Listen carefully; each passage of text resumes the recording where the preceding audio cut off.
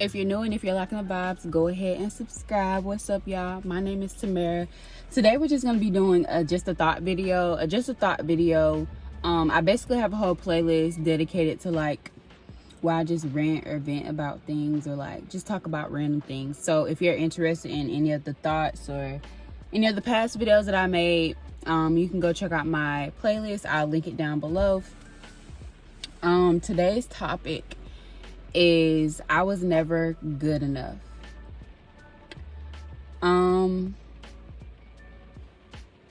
So basically go back to like my first love. I only loved like one other person aside from the relationship that I'm currently in now, and that person I wasn't really in a relationship with. I was really young. If I tell, okay, I'm gonna tell y'all, but y'all don't judge. Y'all be like, are you serious? But I'm being like so serious. So, I found my first love in the 4th grade. And then like, I still had feelings for him all the way up to like my 9th grade, 10th grade year of high school. So what happened was I was going to, I'm not going to say the names of the schools, but I was going to this one elementary school, but then I ended up moving on the other side of town. And so I started going to this other elementary school. And that's where I had met him. I started going there in the 3rd grade. And like I made a lot of friends and stuff. And I know like some people like at a certain age, like memories start to fade away. But I'm not gonna say I remember every single thing, but I remember a lot. But yeah, like I said, I was living on one side of town, then I ended up moving on the other side of town, and that's where I started going. No, I take that back. I was still living on the same side. I was still living on the same side of town, but I still ended up leaving the one elementary school that I was at, and I moved to another one because of like the location. So I started going there and stuff, and I just realized that like I really liked him. And then like he had this nickname for me, and I remember it too, because him and he had a best friend, they would like argue over me. And I never knew if it was a joke or if it was serious. So he was dating this other girl. She was my friend. I remember her name too. That's crazy. And I remember what she looked like. But they were dating, and like I just hated it because it was like, dang, like he sit here and say all these things to me, but then like he's dating this other girl. So it was like that. Y'all know in elementary, like relationships really not as serious as like elementary. And like your parents don't know, and like you don't even know what a relationship is. But yeah, that's how that was. And then 5th grade came, and we graduated and went to middle school. So I was going to that middle school for 1 year, but then I ended up moving on the other side of town, and I ended up going to another middle school. So in 6th grade, like I saw him, but like I didn't have classes with him, because you know, like when you get in 6th grade, like that's when you have more classes, and that's when like they kind of divide everybody up. So that was that. But in middle school, we had this big, in like my hometown, we have Cedar Shows in Clark Central, and those are like the big rivalry high school when it comes to like football, basketball, academics, literally anything, because Cedar Shows is on one side of the town and Clark Central on the other side of town. So when I was in middle school, when I got in 7th grade and when I moved on to the other side of town, my grandpa, he would pick me up sometimes, or he'll like call me and be like, hey, I'm going to a football game, do you want to go? Especially when there was a rivalry game, like everybody went. So like, yeah, I was like, yeah, I want to go. And like me and my cousin, we would go together, because she would be over at his house, and then we would like, my papa would come pick me up, and then we'll go to his house, chill for a little bit, probably eat, and then we go to the game. So the times that we went to the game, like I'd be so excited, because like I never got to see any of my friends from all the way up from 3rd grade all the way to 6th grade. Like I didn't see any of them, and like I think I texted a few, but like after a while it was kind of like, what's the point, you know?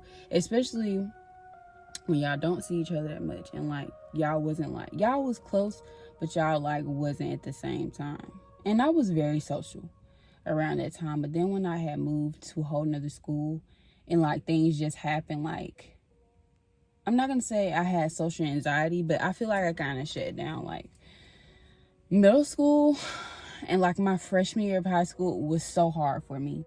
But when we had our rivalry game, like, of course I wanted to go, so I would go. And then I remember I was hanging out with like all my friends and stuff, and we were sitting on the bleachers, and he was the guy that I had feelings for. He was one of the main ones trying to make me kiss the dude, and I'm like, you know, I don't like him, like, ew. But then later on, like, I ended up dating him, and then I ended up actually liking him. But then something happens, like our relationship, it just didn't work out. And then we meet again. Then we start back talking in like high school, I think. But then it just didn't work out because he was in a whole nother state. But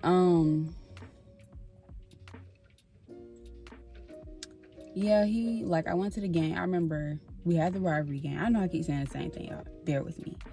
We had the rivalry game, Cedar Shows versus Clark Central. We were all sitting, me and like my old friends from the other school that I used to go to today. Not all of them, but like him and a few other guys that was trying to like get me to kiss dude. And so I didn't want to, but I just ended up doing it anyway because of peer pressure. So I did that. And then after that, after the game, y'all know Kick or Kike, whatever you want to call it, that was really popular. But like around that time, like Kick was really popular. And one of the most annoying things about it is like after I would see him, like I wouldn't even talk to him that much. Like after I would see him, he would text me on Kick. And it was like, why would you do that? And I just saw you.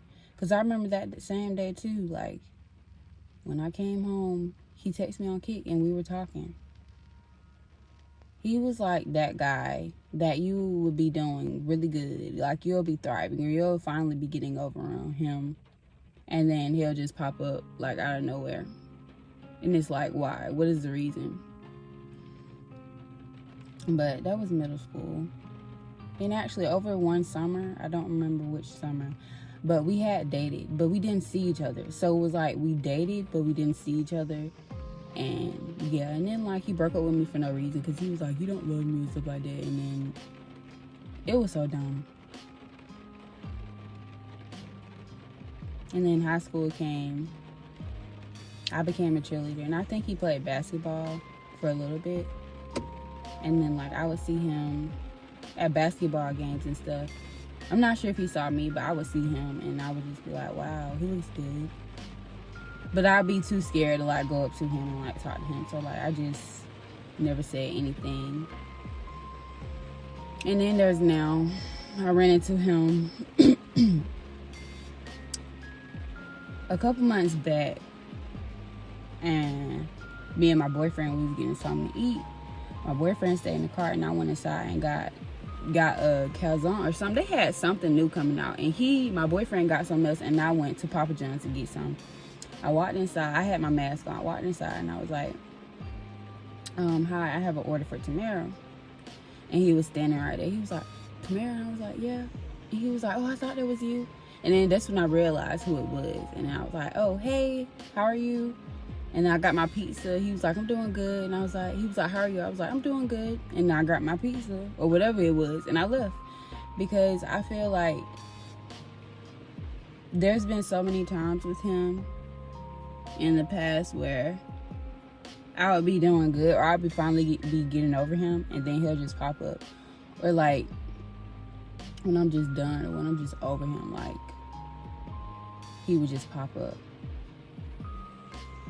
Like, and it was just so unhealthy because I always felt like I was second choice. And it's sad because I know I'm not the only girl that done been through this. Where like boys coy with you. Like they literally sit there and play with you. Sitting here like flirting with you, sending you notes. Oh, you look cute, this and that, and don't even like you. Don't even like you. I don't even think the nigga liked me. But I'm not gonna say it took a lot out of me, but I almost started to have a conversation with him. But I was like, what's the point? I'm in a relationship and you're no good for me. Like, literally, like, you're no good for me. But just looking back at all the boys that I used to fool around with and stuff like that, like texting and stuff like that, like, I literally feel like I was never taken seriously. I was never taken seriously. Never. Never. I was always the other girl. I was always the last option. I was always second choice. And that's not a good feeling. And if you're going through this, boy or girl, don't let the person do that to you, because you're better than that. Like, you really are better than that. You deserve the world from someone, not to be a second option. Like, just thinking about it, like, that shit really made me mad. Not even just with him, like, literally with, like, past boys that I used to fool around with, text and shit. Niggas would have girlfriends and be texting me. I'm over here thinking, oh, okay, things are going well, FaceTiming me and shit, giving me money, popping up and stuff. Like, that shit really messes with your mind. It makes you think, like, damn, I'm not good enough to be your girlfriend, to go out and we hang out and do stuff, to meet your family. Like, none of these niggas weren't shit growing up. Like, literally, like, the relationship that I'm in is like the most serious that I have ever been with someone. Like, I'm just so grateful for the relationship that I have. It's very healthy. There's nothing that I would do to change it. Nothing. But, like, this is just a message for whoever is going through this. Cut that nigga off. Cut that bitch off. And find somebody that's ready for a relationship. Find somebody that's really going to take you serious. Because you do not deserve to be the second option. You really don't. You really don't. You don't deserve it.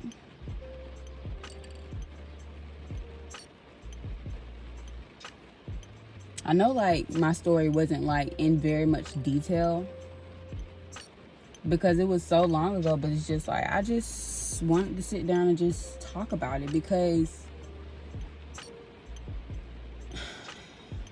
it's just something that I just never really thought about until now. So I just wanted to come on here and, like, just share this with y'all.